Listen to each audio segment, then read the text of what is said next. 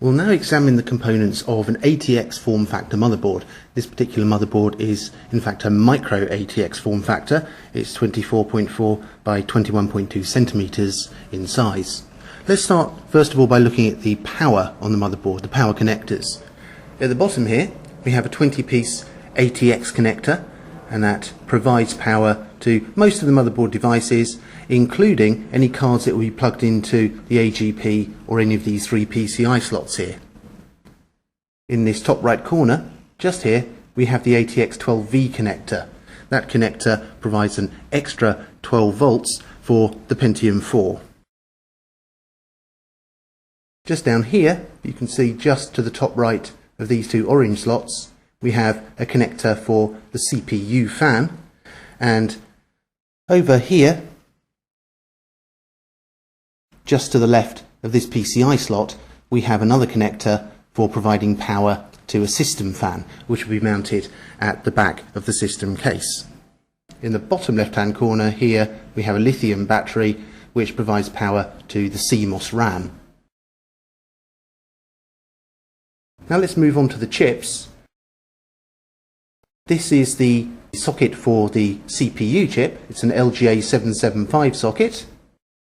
Next to that, we have under the heatsink the Northbridge chipset. Under here is an Intel 865G chip. And here we have another part of the chipset. This is the Southbridge chipset, also refers to as the I/O controller hub, and that's an ICH5, an Intel ICH5 Southbridge chipset. Top left, up here, above the PCI slots, with the small label on the top, that's our BIOS chip. A couple of other chips near this. That small chip just to the top left of the BIOS is the sound chip, and to the right of the BIOS chip, that's the LAN controller chip.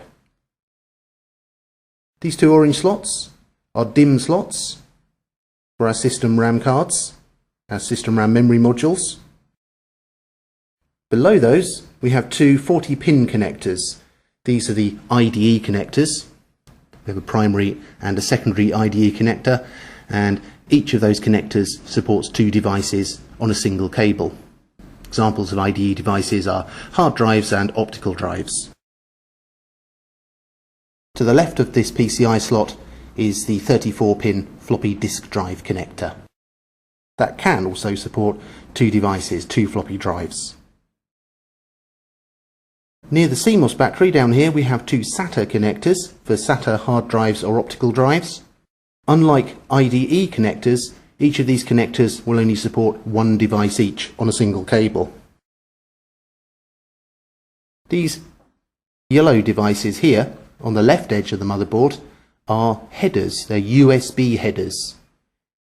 We can connect a cable to these headers which run to a pair of USB ports on the front panel of the system case.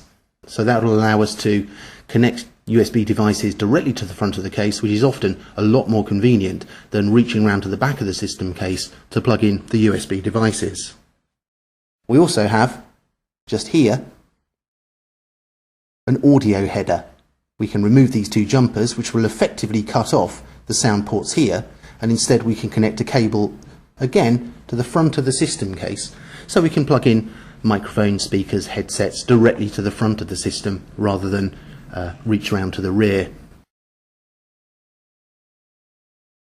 Right next to the CMOS battery, just to its left here, we have the connectors for the front panel buttons and LEDs. So to here we'll connect the on-off switch, the reset switch, the LED indicators for power and hard disk drive activity. There's a couple of other little jumpers down here. If we ever forget our CMOS password, we can connect a jumper to these two pins. It says clear CMOS quite near to it, and when we power the system up, that will then clear the CMOS information, including the password. This tiny jumper here that says CI is a chassis intrusion jumper. Some system units do provide that facility. You can connect a cable to that small jumper just below those SATA connectors, and if somebody opens the lid, then the next time you boot the system up, you'll be warned that somebody has intruded into the chassis, somebody has opened up your system and may have changed it.